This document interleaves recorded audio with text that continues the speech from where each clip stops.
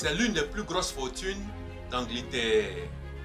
Un attardé qu'on disait sans avenir, parti de rien et qui pèse aujourd'hui plus de 5 milliards d'euros.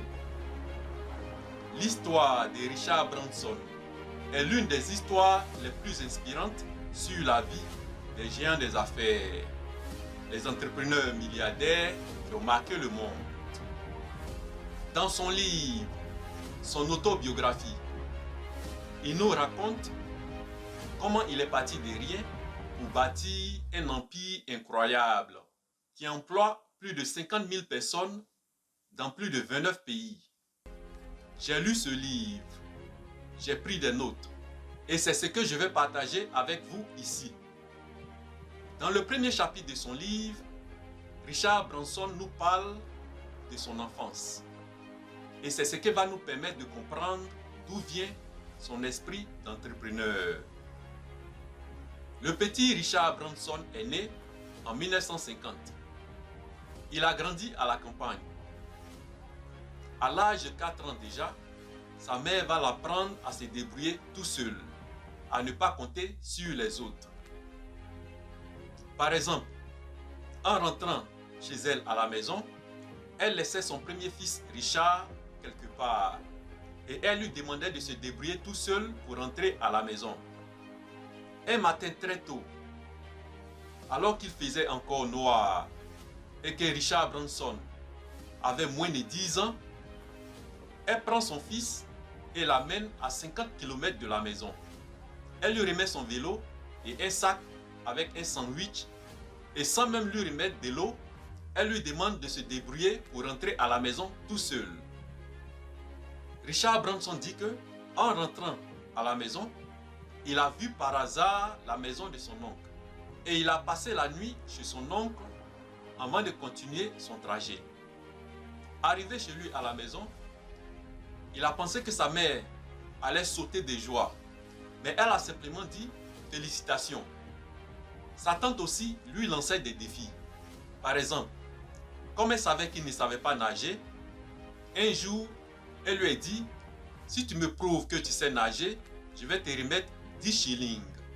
10 shillings, c'est l'équivalent de moins de 1 euro. Il a gagné ce défi après avoir essayé 2 fois. La première fois, il n'a pas réussi à nager. Et la deuxième fois, il a tout fait pour pouvoir nager. Richard Branson dit que ses parents n'avaient pas beaucoup d'argent durant son enfance. Il ne mangeait que du pain à la maison. Ce qui a fait qu'il se demandait si sa mère n'aimait pas préparer ou qu'elle essayait d'économiser. Ils n'ont jamais eu de télévision ni de radio. Sa mère, qui était hôtesse de l'air, a perdu son travail parce qu'elle s'est mariée à son père. L'une des conditions pour être hôtesse de l'air était d'être célibataire.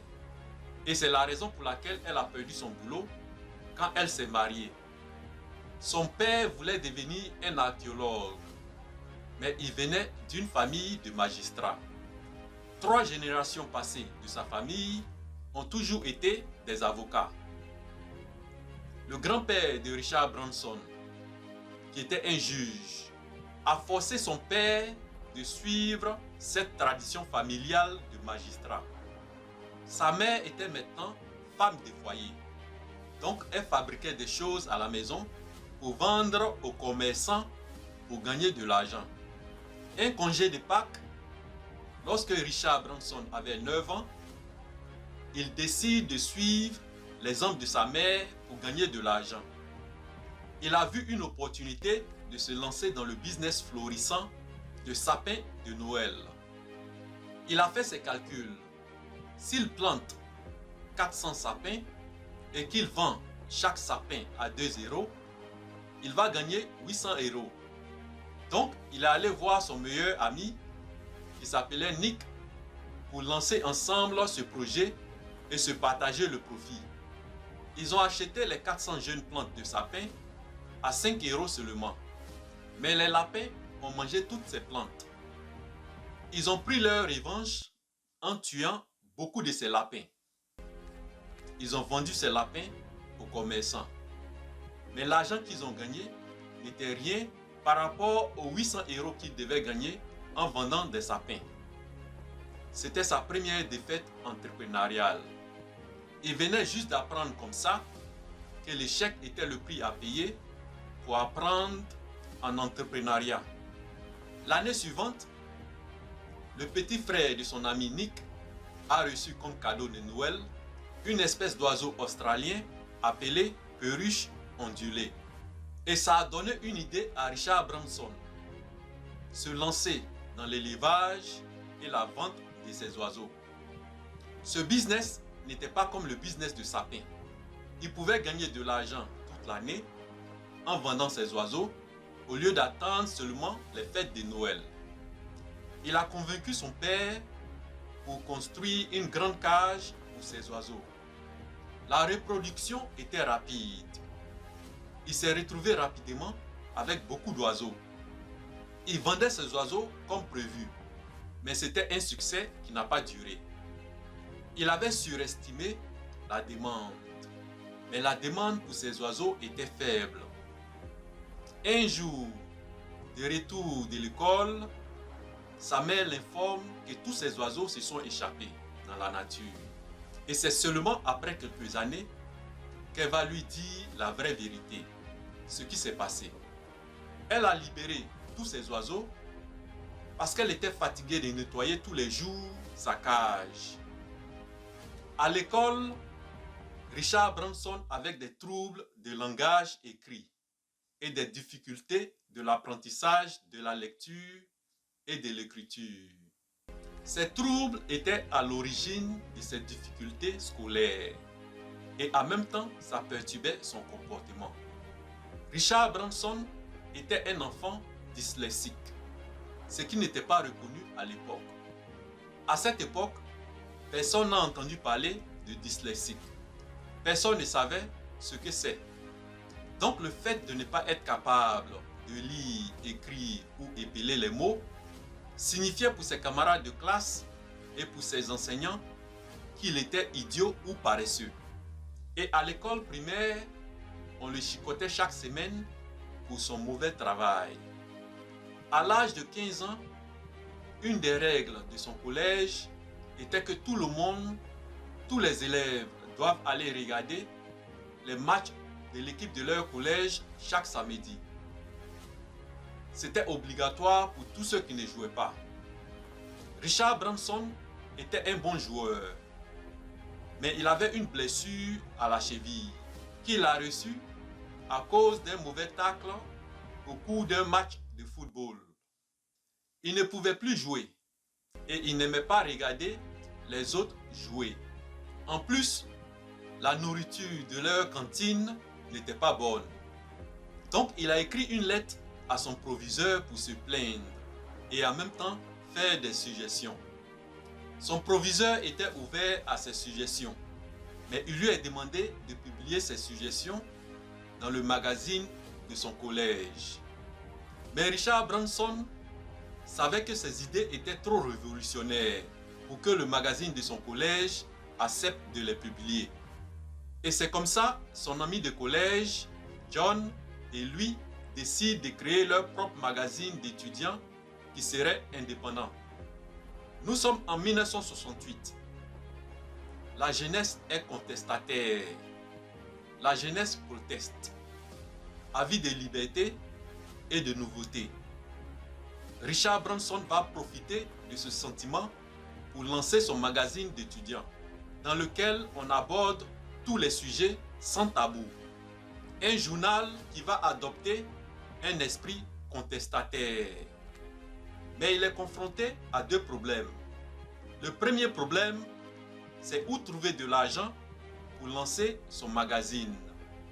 Pour cela, il décide de vendre des pages de pub avant même la sortie de son premier numéro. Donc, il va utiliser son atout. Son atout, c'était sa voix. À l'âge de 16 ans, il avait la voix d'une personne de 30 ans. Il a appelé la compagnie Coca-Cola pour les persuader d'acheter une page de pub. Ils ont refusé. Et c'est comme ça qu'il a eu une idée. Il a rappelé Coca-Cola pour leur dire que Pepsi, leur concurrent, était intéressé à prendre une page de pub. Et ça a marché. Et c'est à partir de ce moment qu'il avait compris que les gens réagissaient face à la compétition. Il va continuer sur cette lancée et vendre ses pages de pub. Et c'est comme ça qu'il a pu lancer son premier numéro. Une araignée n'a pas besoin de parcourir 100 km pour tisser sa toile. Elle peut tisser sa toile sur n'importe quel buisson et commencer à manger. Voilà pourquoi vous devez commencer là où vous êtes. Vous devez utiliser ce que vous avez et faire ce que vous pouvez. Richard Branson a commencé là où il était.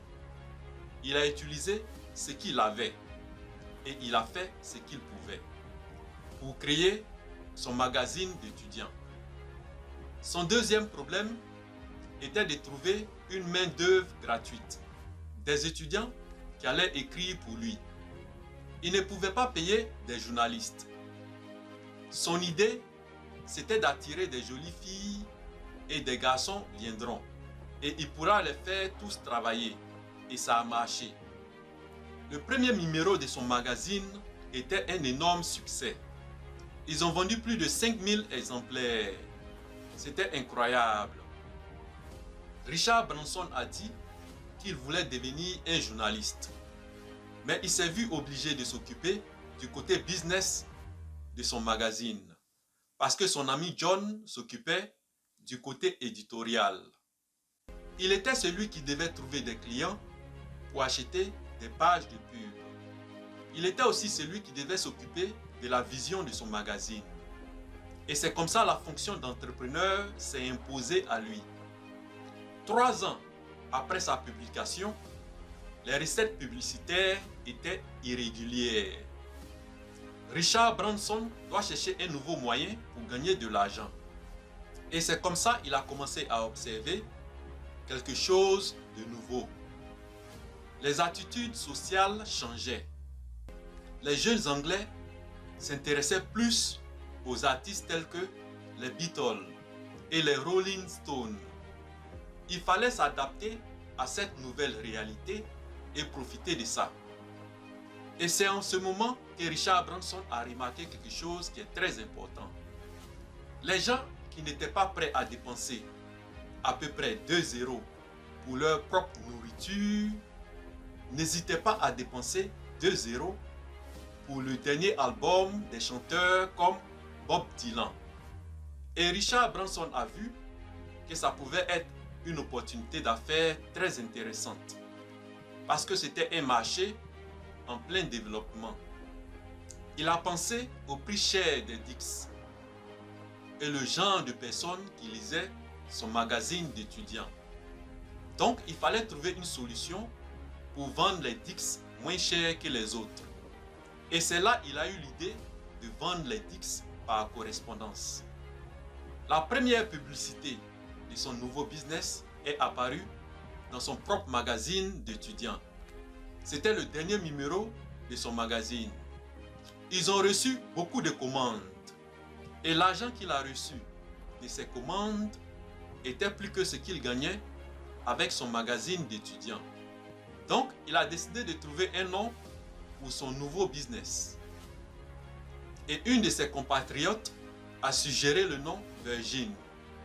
Parce qu'elle dit qu'ils sont tous nouveaux en business. Donc, ils sont tous vierges. Au début, son nouveau business marchait bien, jusqu'à ce que 2 problèmes majeurs se présentent. Le premier problème était une grève de la poste, et il a perdu de l'argent à cause de cette grève. Et le deuxième problème était le fait que certaines personnes malhonnêtes disaient qu'ils n'avaient pas reçu leurs commandes. Et Richard Branson était obligé d'expédier un autre disque. Et il perdait beaucoup d'argent à cause de ça. La solution à ces 2 problèmes était d'ouvrir une boutique pour vendre ses disques. Mais il n'avait pas d'argent pour louer une boutique. Encore une fois, Richard Branson va utiliser son ingéniosité. Il a trouvé un vendeur de chaussures qui avait une boutique mais qui n'utilisait pas toute sa boutique. Il a proposé à ce vendeur d'utiliser une partie de sa boutique pour vendre ses disques. Et il n'avait même pas d'argent pour louer cette place. Il a proposé d'utiliser sa recette pour payer son loyer. Et c'est comme ça qu'il a pu trouver sa première boutique pour pouvoir vendre ses disques. Richard Branson avait 20 ans en ce moment. Et on voit qu'il n'utilisait pas les problèmes qu'il rencontrait sur son chemin pour abandonner. Il faisait tout pour toujours trouver des solutions aux problèmes qu'il rencontrait. Beaucoup à sa place auraient déjà abandonné. Il se payait 20 € comme salaire et tous ceux qui travaillaient pour lui avaient le même salaire, c'est-à-dire 20 €. Et c'est comme ça qu'il a commencé à utiliser ses profits pour ouvrir d'autres boutiques de vente de disques. À cette époque, chaque disque qu'un commerçant achetait pour revendre était taxé. Seuls les disques achetés pour revendre à l'étranger n'étaient pas taxés. Un jour, Richard a reçu une grosse commande de disques de la part d'un commerçant belge. Il devrait livrer lui-même cette commande en allant en Belgique. Mais il a eu des problèmes à la frontière. Donc, il n'a pas pu faire cette livraison. Il était obligé de retourner chez lui. C'est là qu'il a eu l'idée de revendre ses disques non taxés dans ses propres magasins. C'était lucratif. Il se faisait plus de profit et il est tombé dans le piège de l'argent facile. Il achetait ses disques maintenant en disant que c'était destiné à être revendu à l'étranger pour éviter de payer les taxes. Et il les revendait dans ses propres boutiques. Et c'est en ce moment-là qu'il avait commencé à penser à ouvrir son propre studio d'enregistrement, sa maison de disques. Parce qu'il avait compris que c'est là que se trouve la vraie fortune dans le domaine de la musique. Mais les autorités du pays faisaient des enquêtes sur lui parce qu'ils avaient commencé à suspecter que Richard Branson vendait les disques non taxés dans ses propres magasins. Il ne payait pas ses taxes. Un matin, les contrôleurs sont descendus dans tous ces magasins. Ils ont retrouvé des disques marqués d'ultraviolet, des disques destinés à être vendus à l'étranger. Richard Branson a été arrêté. Ils l'ont mis en prison. Il devait au total 30 000 € de taxes impayées. Il a passé un jour en prison et sa mère est venue payer sa caution pour être libéré. L'une des prédictions de son proviseur venait de se réaliser. À sa sortie de prison, il décide de créer son propre label appelé Virgin Records.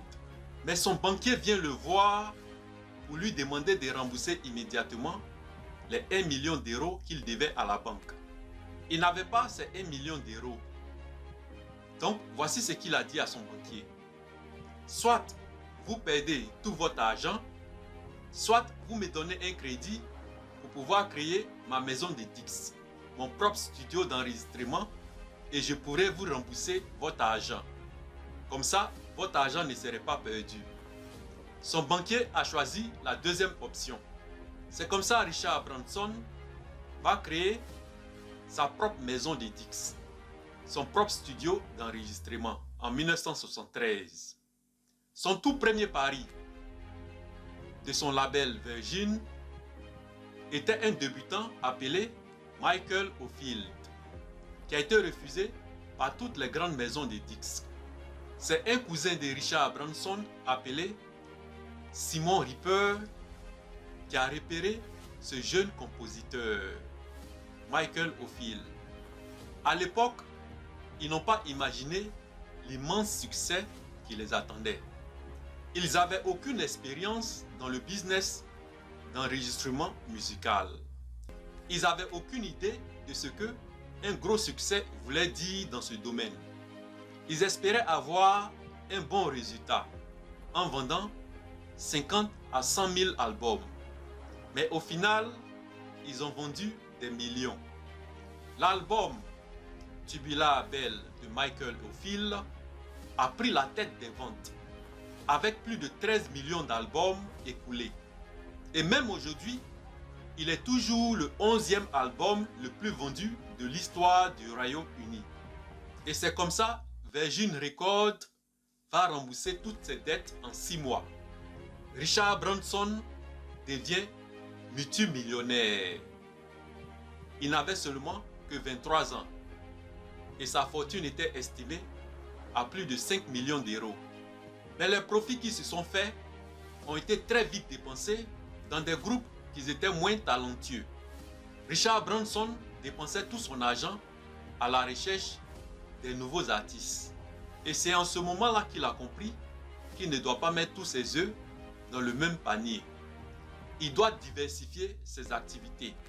Dans les années 80, alors qu'ils partaient en vacances sur une île américaine, ils ont été bloqués dans un aéroport. Leur vol a été annulé. Mais Richard Branson voulait forcément voyager ce jour-là.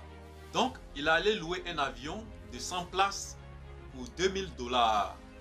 Et il a chargé 50 $ à chaque personne qui était bloquée comme lui et qui voulait monter dans son avion. Et il s'est fait plus de 2500 $ comme profit pour un travail qu'il a fait en moins de 2 heures. Mais ce n'est pas cette expérience qui a poussé Richard Branson à créer sa propre compagnie aérienne. En 1982, un avocat canadien est venu le voir pour créer ensemble une compagnie aérienne. Mais avant de se lancer, Richard Branson a pris des conseils avec un ancien propriétaire d'une compagnie aérienne britannique. Cet ancien propriétaire de compagnie aérienne a encouragé Richard Branson de se lancer. Mais il lui a demandé de faire attention à la compagnie aérienne British Airways, qui sera son concurrent direct et qui fera tout pour le faire tomber. C'est ainsi que Richard Branson va voir son partenaire dans le groupe Virgin pour lui dire qu'il veut lancer une nouvelle compagnie aérienne pour pouvoir diversifier leur activité. Le partenaire de Richard Branson, John, qui détenait 40% de leur compagnie, le groupe Virgin, n'était pas d'accord avec cette décision parce qu'il voyait l'échec et une perte d'argent. Richard Branson décide alors de se séparer de son partenaire en rachetant ses 40% du business. Et c'est comme ça que Richard Branson devient le seul propriétaire de tout le groupe Virgin. Pour limiter ses risques, au lieu d'acheter un avion, il va louer un avion pour 1 an. Et si ça ne marche pas, il pourra facilement abandonner parce qu'il a loué son avion pour seulement 1 an. Il s'est lancé avec un seul avion sur la ligne Londres-New York. Et c'était difficile d'attirer les clients. Donc, Richard Branson va cultiver sa popularité en se lançant des défis incroyables. C'est ainsi qu'il a battu le record de la traversée atlantique en 1986 à bord de son bateau appelé Virgin Challenger 2. Ensuite, il a franchi ce même océan dans un ballon à air chaud, un montgolfière. Et ses exploits vont attirer une publicité internationale qui va propulser sa compagnie aérienne. La forte demande va lui permettre d'obtenir des crédits bancaires pour acheter d'autres avions. Et son concurrent direct, British Airways, va commencer à faire des coups bas pour faire tomber sa compagnie. Le directeur général de la compagnie British Airways va engager quelqu'un pour espionner Richard Branson et trouver quelque chose sur lui pour détruire sa réputation et en même temps faire tomber sa compagnie aérienne. Il a voulu utiliser un bar de gay que Richard Branson avait acheté pour pouvoir propager la fausse nouvelle que Richard Branson vendait de la drogue dans ce bar. Richard Branson a traduit British Airways en justice et il a gagné le procès. Il a été dédommagé. Il a reçu plus de 600 000 € et 1 million d'euros pour ses frais d'avocat. En 1986, Richard Branson cherchait de l'argent pour investir dans la croissance de sa compagnie. Donc il a décidé de faire son entrée en bourse.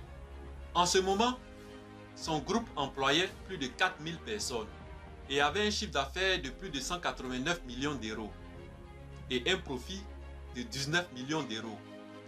Après son entrée en bourse, Richard Branson dit que il s'est rendu compte que c'était une erreur qu'il a faite parce que maintenant, il ne pouvait plus prendre toutes ses décisions seul. On l'a imposé de prendre des directeurs. Il devait maintenant consulter ses directeurs avant de prendre des décisions. En plus, les actionnaires, ses investisseurs, avaient des objectifs à court terme. Tandis que lui, sa philosophie a été toujours d'investir à long terme. Les investisseurs se concentraient plus sur les dividendes qu'ils allaient recevoir chaque année. Tandis que Richard Branson se concentrait plus sur l'augmentation de la valeur de ses actions. Et c'est comme ça, en 1988, Richard Branson a décidé de racheter toutes les actions de sa compagnie. Il était devenu maintenant le seul propriétaire de sa compagnie. Il n'avait plus de contraintes. Il pouvait prendre toutes les décisions qu'il voulait. Sa compagnie était devenue maintenant une compagnie privée. En plus, la bourse des valeurs avait estimé que sa compagnie valait seulement 199 millions d'euros. Mais après avoir racheté sa compagnie à 240 millions d'euros, il a vendu 25% de son groupe musical Virgin Music à un investisseur privé à 100 millions d'euros. Ce qui veut dire que la vraie valeur de son groupe musical simplement était estimée à plus de 400 millions d'euros.